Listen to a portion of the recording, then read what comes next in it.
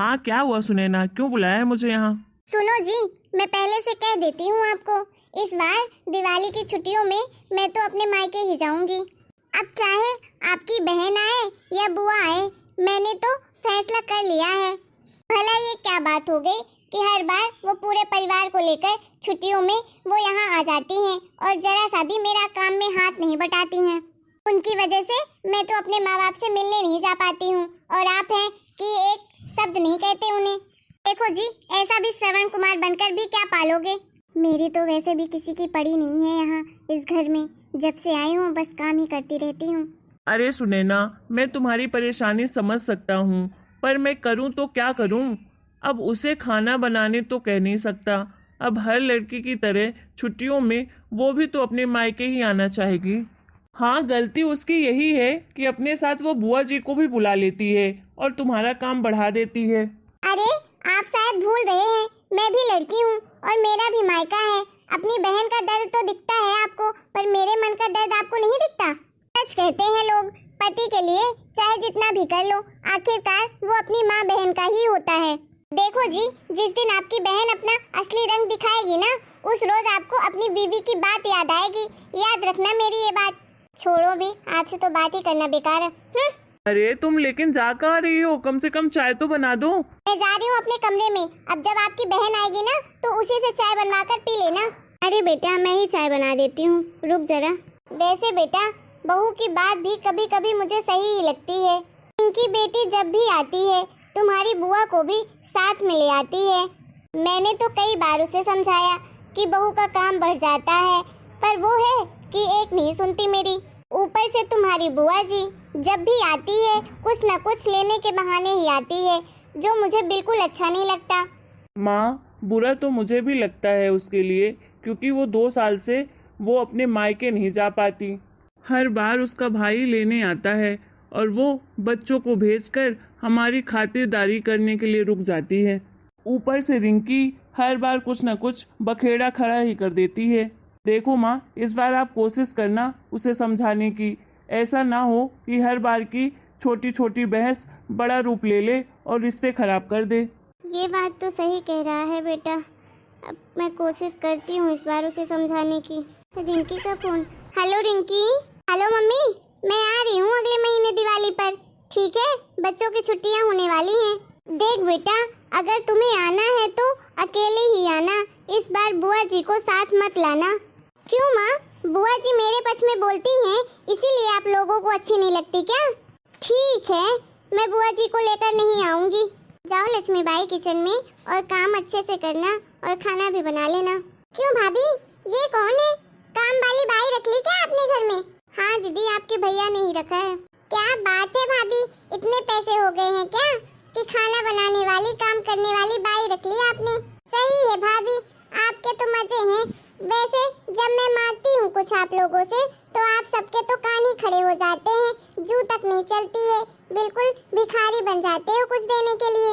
अब क्या करें दीदी, अगर बीमार पड़ जाऊंगी तो इससे ज्यादा का खर्चा बढ़ जाएगा, और हमारी इतनी औकात नहीं है कि हम हमेशा के लिए काम वाली बाई रखें।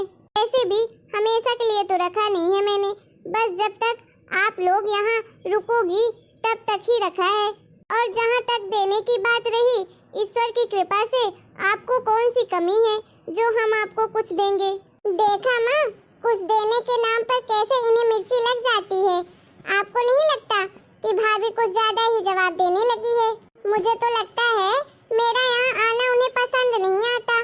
देख रिंकी, बेटी तो मायके की शोभा होती है, मेहमानों की तरह आए जाए तो किसी भी भाभी को परेशानी नहीं होती। तुम भी हर बार कुछ न कुछ लेने की बात क्यों करती हो? कभी भाभी की भी मदद कर दिया करो। चलो मैं जा रही हूँ अपने कमरे में आराम करने। क्या हुआ बहू, आज काम वाली बाई नहीं आई? खाना नहीं बनाएगी क्या आज आकर? अरे मम्मी जी, उसने छोड़ दिया है काम करना। उसके हाथ का तो मुझे खाना ही पसंद नहीं आता था, इसीलिए मैंने कल डांट दिया था, तो वो आज फोन लगा के बोली कि मैं नहीं आऊँगी आपके घर, काम ही नहीं करूँगी। चलिए आप जाइए, मैं बना कर लाती हूँ खाना सबके लिए। अब तो सारा बोझ फिर से आ गया मेरे मत्थे, अब सारा काम मुझे अकेले ही करना पड़ेगा। जीजा जी, इस बार तो मेरी बहन को भेज दीजिए। अब तो बच्चों की छुट्टियां भी हो गई हैं, इस बार तो मैं लेकर ही जाऊंगा दीदी को। देखिए जीजा जी, जिस तरह आपको आपकी बहन प्यारी है ना, मुझे भी अपनी बहन प्यारी है। पर जीजा जी, मैं उम्मीद करता हूँ आपसे कि आप मेरी दीदी के मन की बात भी समझोगे, उसे समझने की भी कोशिश करोगे। अच्छा बेटी सुन ना, आज ना बहू की तबीयत ठीक नहीं है, तो आज एक काम कर, तू खाना बना ले। वैसे भी तेरे हाथ का खाया हुआ तो मुझे सालों हो गए, तो भला इसी बहाने तेरे हाथ का कुछ खाने को भी मिल जाएगा। अरे माँ, पागल हो गई हो क्या? मैं खाना बनाऊंगी? हो, मैं तो न बनाऊं, खुद ही बनाकर खाना होता तो छुट्टियों में कहीं हिल स्टेशन घूमने नहीं चली जाती, जो इस घर में रहने आती। अरे तो क्या हुआ बेटी, अपनी माँ और अपने भाई के लिए एक वक्त का खाना भी नहीं बना सकती क्या? अरे भैया, क्या रोज रोज घर का खाना खिलाते हो आप लोग? एक दिन अपनी बहन को बाहर का खाना नहीं खिला सकते? अरे क्यों नहीं, मैं तुझे अभी खिलाता हूँ खाना। मैं अभी ऑर्डर कर देता हूँ, आ जाएगा घर में ही देने। देखा माँ, आपसे अच्छा तो मेरा भाई है। माँ देखो, हर बार की तरह इस बार कपड़े और मिठाइयों से अपनी विदाई नहीं करवाऊंगी मैं। हाँ तो क्या चाहिए तुझे? अरे माँ, आपके पास तो कितने जेवर रखे हुए हैं, मुझे तो सब मालूम है। क्यों ना आप मेरे हिस्से का मुझे दे देती इस बार जेवर।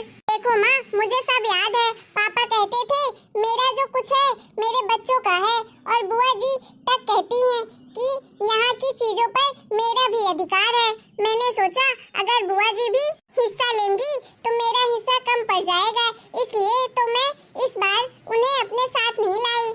तू ये क्या बोल रही है? तुझे समझ में आ रहा है? देखो मम्मी, जो भी कह रही हूँ सच ही कह रही हूँ। मुझे तो बहुत दुख हो रहा है ये कहते हुए कि तुम हर बार यहाँ मुझसे मिलने नहीं बल्कि कुछ न कुछ लेने के लिए आती हो। और हाँ, तुम्हारी बुआ जी का यहाँ की चीजों में कोई हिस्सा नहीं है, हिस्सा माँ बाप की संपत्ति में होता है, और तुम्हारे दादा दादी जी ने पहले ही उन्हें सब कुछ दे दिया है। जहाँ तक तुम्हारी बात है तो तुम्हारी शादी में हमने इतना खर्च किया है कि जितना कि तुम्हारे भाई की शादी में भी नहीं खर्च किया है हमने। फिर बताओ तुम कौन से हिस्से की बात कर रही हो? अरे माँ, आप अकेली नहीं है जो इस दुनिया में जो बेटी की शादी में पैसे खर्च किए हैं, हर माँ बाप करते हैं। इसका मतलब ये तो नहीं कि मैं अपना हिस्सा छोड़ दूं और आप अपना सब कुछ अपनी बहू को दे दें। बस कीजिए दीदी, हर बार रिश्तों को बचाने के लिए आपकी बातों का जहर हम चुपचाप पी लेते थे। माँ अगर बेटी को अपनी तकलीफ नहीं बताती, इसका मतलब ये नहीं कि बेटी एक बार जानने की कोशिश भी ना करे। मम्मी जी ने आपको कभी बताया नहीं होगा, लेकिन आज आपको मैं बताती हूँ। बहू कुछ मत बोलो इसे, रहने दो बहू, छोड़ो इस बात को, ये तो समझने वाली नहीं है, कम से कम तुम ही चुप हो जाओ। नहीं नहीं माँ, ये क्यों चुप होगी? इन्हें तो लगता है ये घर इनका ही है, बस और चढ़ा लो सर पर अपनी बहू को। देखा मम्मी जी, इनके बात करने का तरीका क्या है। दीदी आपको ये बात पता नहीं है कि पापा जी ने आपकी शादी में ये घर गिरवी रखा था। वो तो आपके भैया थे जो एक एक पैसा जोड़कर फिर से वापस इस घर को छुड़वाया है। देखो भाभी, मुझे इस घर से कोई मतलब नहीं है और ना ही मुझे ये घर चाहिए। मुझे तो सिर्फ मतलब है माँ की ज्वेलरी से, माँ के जेवर जो इतने सारे हैं, मैं उसकी बात कर रही हूँ। उसमें तो मेरा हिस्सा है। तुम्हें जितना देना था मैं जेवर पहले ही दे चुकी हूँ, अब जो भी जेवर है ये बहू के हैं। देखो माँ, चुपचाप से दो मुझे चाबी अपने लॉकर की, मैं देखती हूँ अलमारी में कौन कौन से जेवर रखे हैं।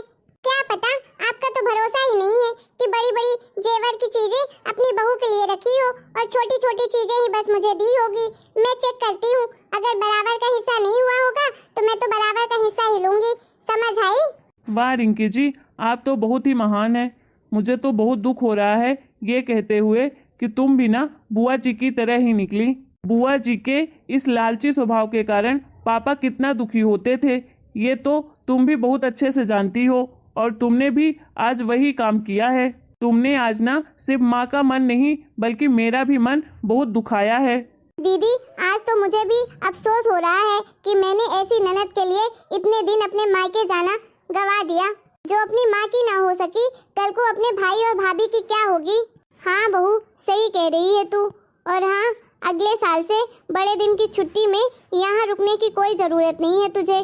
तुम अपने मायके चली जाना, कम से कम एक माँ तो बेटी के साथ रहने का सुख भोग सके। किसी ने सोचा नहीं होगा कि संपत्ति के लिए कोई बेटी अपने मायके से अपने संबंध ऐसे बिगाड़ सकती है। उसकी तो ये हरकत मैं जिंदगी भर कभी भूल नहीं सकती। हाँ ठीक है, जब मैं इतनी बुरी ही लगती हूँ तो आज के बाद मैं कभी यहाँ नहीं आऊंगी। जब बेटी से प्यारी बहू लगे तो ऐसा ही होता है। आप अपनी बेटी वाले शौक भी बहू से पूरे करवा लीजिएगा। वैसे भी अब मैं इस घर को छोड़ के जा रही हूँ हमेशा के लिए। दोबारा इस घर में मैं कदम नहीं रखूंगी। चाहे इस घर में कोई मरे जिए, मुझसे कोई लेना देना नहीं है। मैं तो कभी भी इस घर को मुड़कर भी ना देखूंगी। तो मम्मी जी, आप लोग परेशान मत हो। दीदी खुद ही समझ जाएंगी एक दिन, क्योंकि रिश्ता एक लोग के चलाने से नहीं चलता है, दोनों को निभाना पड़ता है। उन्हें अगर हम लोगों की कदर होगी तो खुद ही वो वापस आ जाएंगी। हेलो दोस्तों,